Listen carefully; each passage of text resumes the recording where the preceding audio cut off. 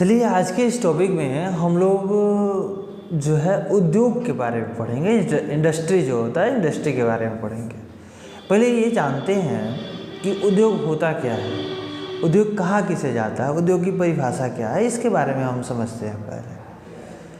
तो देखिए, उद्योग जो है, उद्योग का संबंध किससे? आर्थिक गतिविधि से है, यानी जिसमें एक तरीके से क्या कहा जाए, पैसा का लेन देन होता है, तो उसी से संबंधित क्या है? उद्योग है। और उद्योग का संबंध आर्थिक गतिविधि से है जिसमें वस्तुओं का उत्पादन किया जाता है, उद्योग के अंतर्गत ही उत्पादन आता है, खनिजों का निष्कर्षण आता है, या सेवाओं की व्यवस्था शामिल होती है। यानी उद्योग व्यवस्था जो है, उद्योग व्यवस्था आर्थिक गतिविधि से संबंधित है और इसके अंतर्गत वस्तुओं का उत्पादन होता है, खनिजों का निष्कर्षण होता है, या सेवाएं जो होती है, जितनी प्रकार की जो सेवाएं होती है वो सब शामिल होती है उद्योग के अंतर्गत। अब एक दूसरा अगर परिभाषा देखा जाए उद्योग को, तो उसको कैसे कहेंगे? कच्चे माल को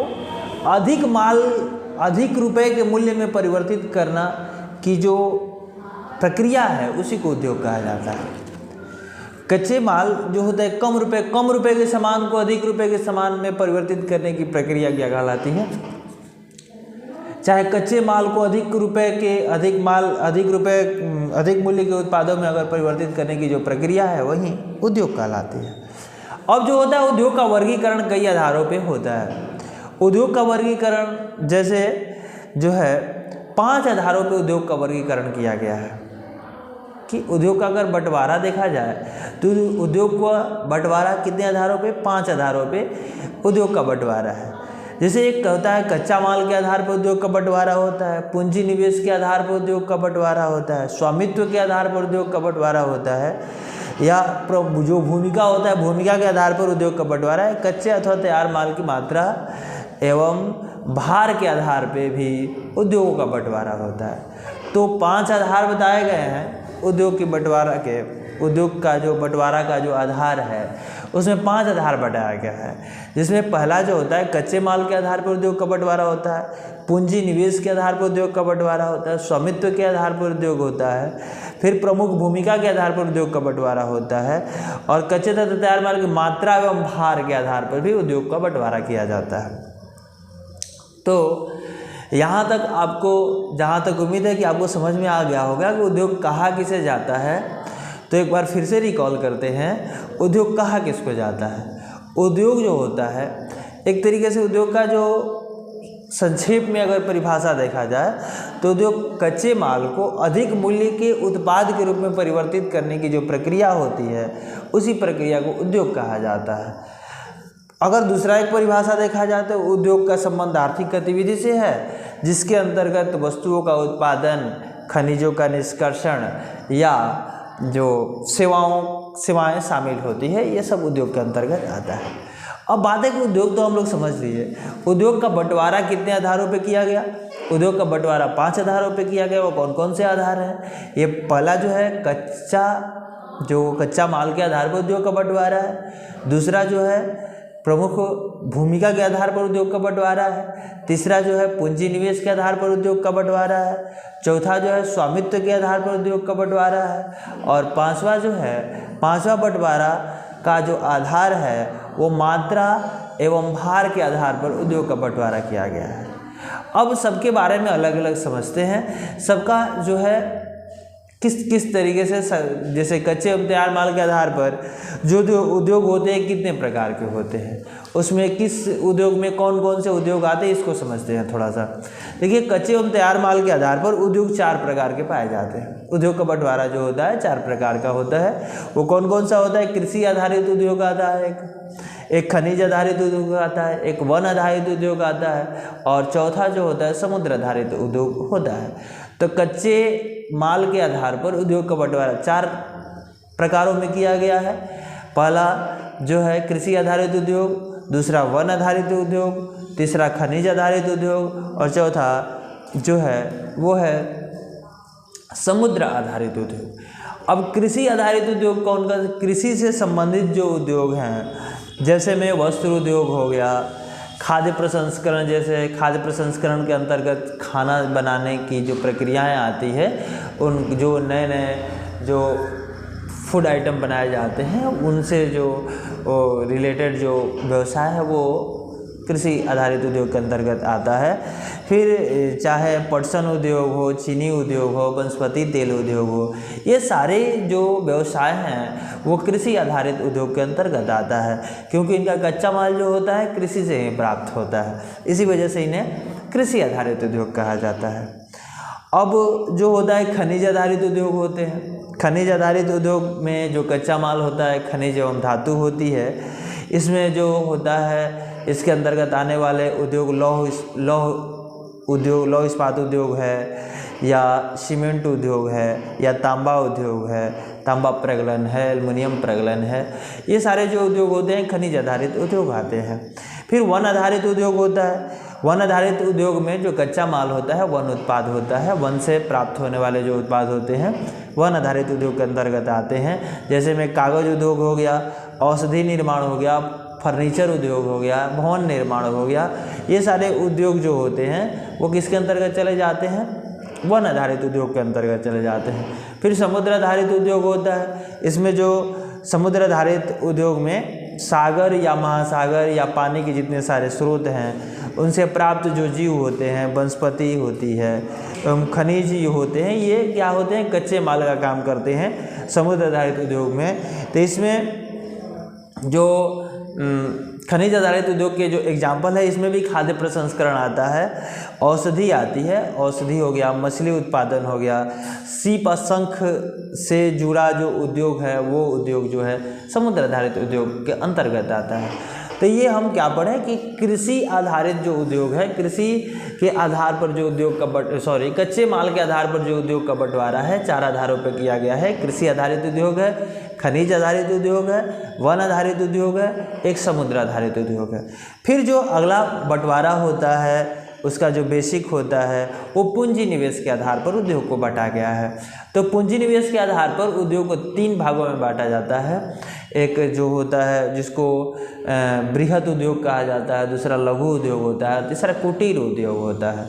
तो बृहद उद्योग क्या होते हैं, लघु उद्योग क्या होते हैं, कुटीर उद्योग क्या होते हैं, इसको जानना है।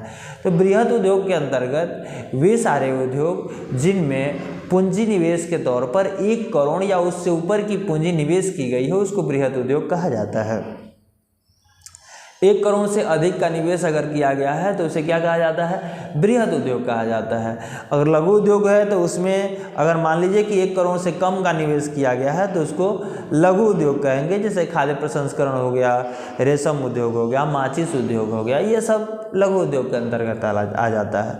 कुटीर उद्योग क्या होते हैं, कुटीर उद्योग होता है कि जिसमें परिवार के सदस्य काम करते हैं, हाथ से जिसमें उत्पादन होता है, हाथ से वस्तुएं बनाई जाती है, उनको बाज़ारों में बेचा जाता है और जो छोटे छोटे जो घर होते हैं, घरों की आजीविका का मुख्य साधन होते हैं, उसे ही कुटीर उद्योग के अंतर्गत कहा आता है। वो सारे उद्योग कुटीर, जैसे टोकरी बनाना हो गया, सूप बनाना हो गया, सूत काटना हो गया, ये सारे उद्योग जो होते हैं ये हम लोग के कुटीर उद्योग के अंतर्गत चले आते हैं।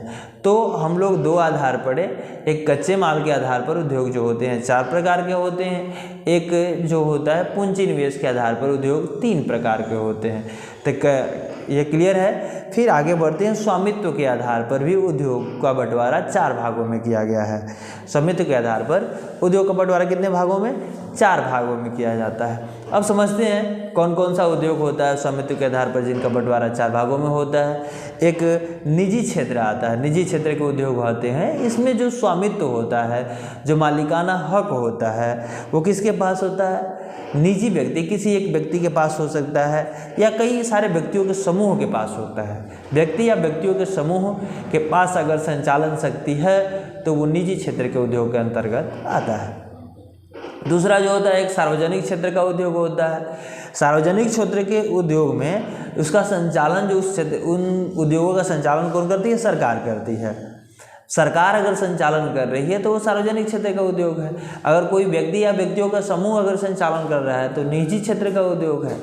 तो जैसे में जो निजी क्षेत्र के उद्योग है उसमें टाटा आ जाएगा, रिलायंस आ जाएगा, बजाज आ जाएगा, बजाज जो कंपनी है, बिरला है, जिंदल, ये सारी कंपनियां इसके जो मालिक हैं, इसके संचालन करने वाले हैं, सरकार से जुड़े व्यक्ति नहीं हैं, ये सरकार से अलग हैं, मतलब एक निजी व्यक्ति हैं, ये अपने मन से संचालन करते हैं। तो ये उद्योग निजी क्षेत्र के उद्योग हो जाएंगे।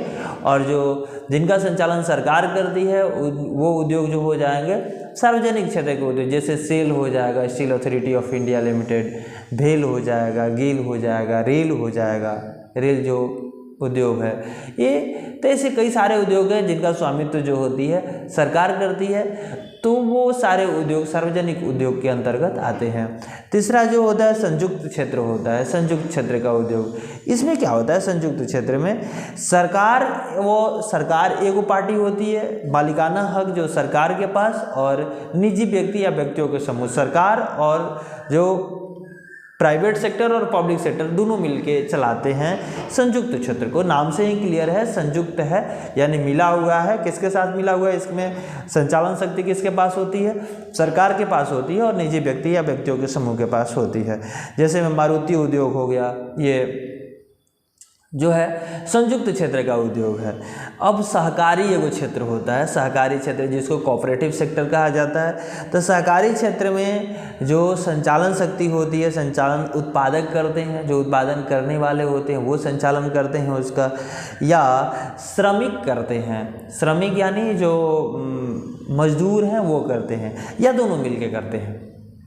संचालन शक्ति अगर उत्पादक के पास है या श्रमिक के पास है या दोनों के पास है, तो उस तरीके के उद्योग को जो है सहकारी क्षेत्र के अंतर्गत कहा जाता है। सुधा डेयरी हो गया, केरल का नारियल उद्योग हो गया, ये कई सारे उद्योग हैं जो सहकारी क्षेत्र के अंतर्गत चले आते हैं। फिर से जो होता है भूमिका के आधार पर भी उद्योगों का बंटवारा किया गया है। भूमिका के आधार पर उद्योग जो होते हैं दो प्रकार के होते हैं, एक आधारभूत उद्योग होता है, एक उपभोक्ता उद्योग होता है। तो आधारभूत उद्योग किसको बोलते हैं, उपभोक्ता उद्योग किसको बोलते हैं, इसको थोड़ा सा क्लियर करते हैं।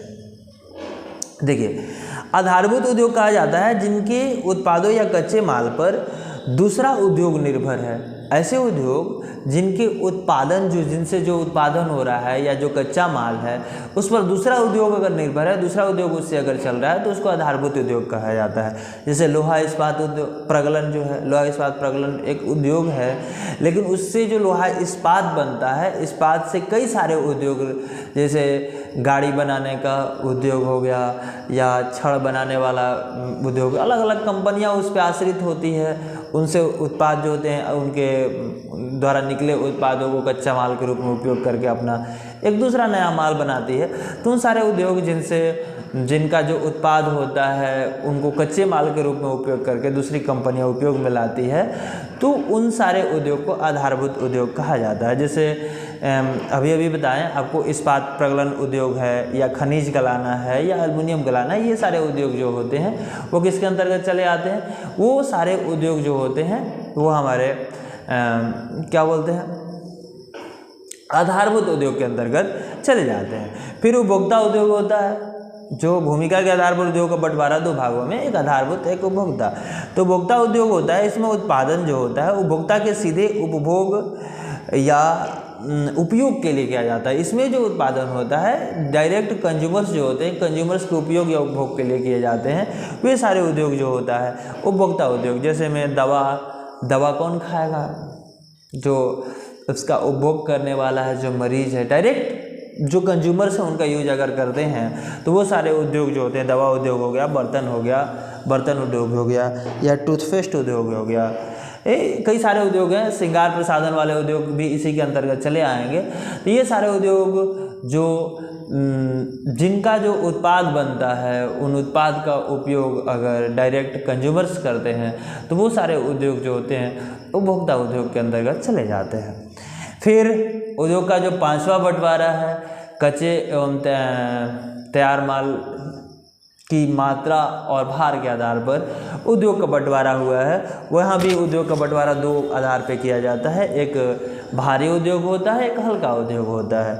तो ऐसे उद्योग जिनके उत्पादों का वजन अगर कभी काफ़ी ज़्यादा है तो उन्हें भारी उद्योग कहा जाता है, जैसे लौह इस्पात हो गया या मोटर गाड़ी उद्योग हो गया या पोत निर्माण उद्योग हो गया। ऐसे उद्योग भारी उद्योग के अंतर्गत आते हैं। और वो सारे उद्योग जिनके उत्पाद का जो वजन होता है कम होता है, हल्का होता है, वो सारे उद्योग जो होते हैं हल्के उद्योग के अंतर्गत आते हैं। जैसे विद्युतीय उपकरण हो गया, घड़ी उद्योग, बल्ब उद्योग, ये सारे हल्के उद्योग के अंतर्गत। तो हम लोग क्या पढ़े हैं कि उद्योग का बंटवारा 5 आधारों पर किया गया है।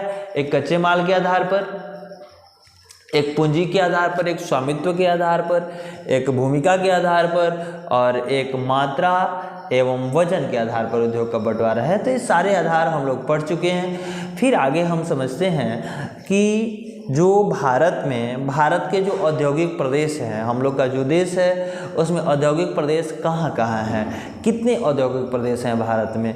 तो ये जानने के लिए महत्वपूर्ण है कि भारत में 8 औद्योगिक प्रदेश पाए जाते हैं। अगर भारत के औद्योगिक प्रदेश की बात किया जाए तो भारत में कितने औद्योगिक प्रदेश हैं? 8 औद्योगिक प्रदेश हैं। और वो कौन कौन से औद्योगिक प्रदेश है उसके बारे में जानते हैं। जैसे में पहला जो है दिल्ली, मेरठ, गुड़गांव वाला जो क्षेत्र है वो एक पहले औद्योगिक प्रदेश के अंतर्गत आता है। उसका दिल्ली, मेरठ, गुड़गांव क्षेत्र का नाम से प्रसिद्ध है। दूसरा जो होता है छोटा नागपुर क्षेत्र के अंतर्गत आता है। छोटा नागपुर क्षेत्र में झारखंड हो जाएगा, छत्तीसगढ़ हो जाएगा, उड़ीसा हो जाएगा। ये वाला एरिया जो होता है छोटा नागपुर क्षेत्र के अंतर्गत, मध्य प्रदेश वाला एरिया, ये सारे मिला के छोटा नागपुर क्षेत्र के अंतर्गत चले जाते हैं। तो तीसरा जो होता है हुगली क्षेत्र का, पश्चिम बंगाल में जो हुगली क्षेत्र है उस क्षेत्र का जो उद्योग होता है तीसरा उद्योग होता है। चौथा जो होता है गुजरात वाला जो क्षेत्र है, सूरत अहमदाबाद वाला क्षेत्र, जो ठीक है, सूरत अहमदाबाद गुजरात क्षेत्र जो होता है। और चौथा होता है पांचवा मुंबई पुणे वाला जो क्षेत्र है, पांचवा क्षेत्र है। छठवा जो है बेंगलुरु और तमिलनाडु वाला क्षेत्र है। फिर सातवां जो केरल वाला में कोल्लम और तिरुवनंतपुरम का जो कॉरिडोर है वो 7वें औद्योगिक प्रदेश के अंतर्गत आता है। और 8वां जो औद्योगिक प्रदेश है भारत का वो विशाखापट्टनम गुंटूर क्षेत्र है। अब विशाखापट्टनम आंध्र प्रदेश में है, तो वो वाला जो एरिया है वहाँ भी औद्योगिक प्रदेश। भारत के अगर पूछा जाए कि औद्योगिक प्रदेश कितने हैं तो 8 औद्योगिक प्रदेश बताए गए हैं, जिनमें 8 औद्योगिक प्रदेश आपको हम बता चुके हैं। फिर से एक बार रिकॉल कर लीजिए कि पहला दिल्ली, मेरठ, गुड़गांव क्षेत्र पहला हो जाएगा। दूसरा आपका जो है इधर छोटा नागपुर क्षेत्र हो जाएगा। तीसरा वहीं हुगली क्षेत्र कोलकाता में। चौथा गुजरात क्षेत्र हो जाएगा। पांचवा मुंबई पुणे क्षेत्र हो जाएगा। मुंबई पुणे के नीचे उतरिएगा तो फिर यहाँ पे आपका बेंगलुरु तमिलनाडु क्षेत्र हो जाएगा। और फिर उसके बाद आइएगा तो यहाँ पे क्या बोलते हैं यह केरल में कोल्लम तिरुवनंतपुरम का क्षेत्र। और फिर जो लास्ट 8वां है वो 8वां औद्योगिक प्रदेश है विशाखापट्टनम गुंटूर क्षेत्र।